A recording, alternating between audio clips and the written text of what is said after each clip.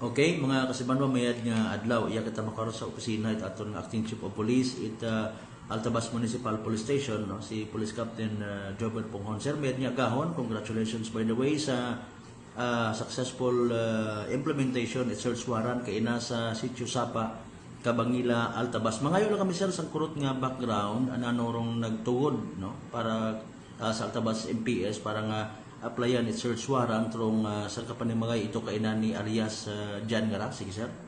Una sa tanan no, thank you kasi manwang Malbert, good morning sa akon nga mga tagpagamati taga-subaybay dayang nga istasyon no.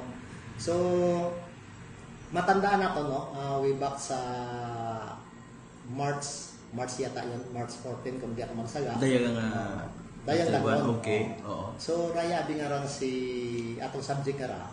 Hay nakadisgrasya yung mga nakapatay ta imaw Okay. no, through sa firearm. Okay. So ay doon nga nagano kita nga doon nga applyan nato ng mga taning search warrant kasi wa man day mo nag-surrender, then the firearm wa man na-recover naman during sa investigation naman sa crime scene. Aga wagit nag-surrender no. So ganin pakamayan namon nga applyan mo it search warrant kasi gapati kami nga una lang imo sa area no nga base sa among information nga na-gather ga libot-libot mo na gaulit ay mo sa anang panimagay mismo no? So doon do nag ano kami ngani sir kumbaga kamuhay morally convinced gid no. Yes. Una kana royon nga ron nga baril ag base man sa posible nga mga nakabulig nga mga witnesses abi imo gid man do ginaturo sa doyon nga ron nga kaso ipagpatay ko nagligan ni Marso. Okay, now kumusta sir do reaction naton sa Altabas MPS dahil successfully may na-recover kita nga armas nga may bala? Yes, ginapangimbulaan nato no. But then ay pagpasakaan nato ng mga kaso no sa violation Republic Act 10591. But then I do ako na binarang subject ay uwain to no. So remain at large imaw no kay na ito ay imaw ay naaresto natong puntaray imaw. Pero una gihapon no pwede tagahapon naton magpasakaan dai mo kaso no. Ito matarabi ra nga asawa kay na. So gin patigayon naton natong nga ma-implement do atong search warrant no. So yung dato na kumbaga hay na pangimbulahan man naton ang naging positibo raton nga operation. Oo. Kita to kay na to sir ay ituro aton nga mga elements man ita force mobile. Yes, Okay. Bali nangayo kami kanda it support no for security no. Kasi medyo maligwin na biro lugar no. Magayo kung ano man nimo no ay medyo magayo sa kalsada. So doon naton ginamda. Okay, so sir maliban sir sa pagbayular sa Republic Act 10591 magabulig ba nga sa pag impossible makafile pagdidit kaso sa angot mataana sa ratong nga pagpatay nga to kung nagtaliwan nga March?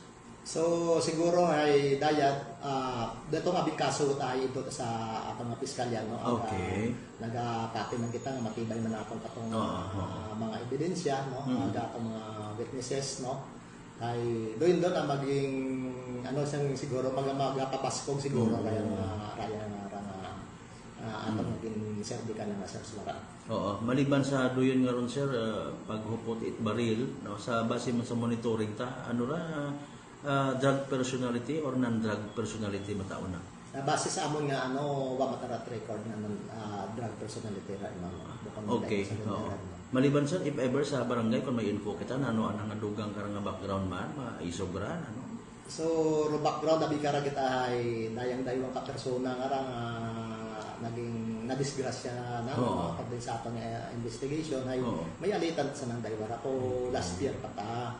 So, nagdumtanan. So, nagabot sa point nga doon na nagagawa ang motibo sa atong investigation na nakadisgrasya imaw. So that's why nga manang ginatong kasi nga wa tabi nang surrender man imaw. Okay. At that's the imaw. So surrender nagpatigayon na kita nga magka-applyan natong search warrant. Okay, so ano naman atong personal gali nga grudge no?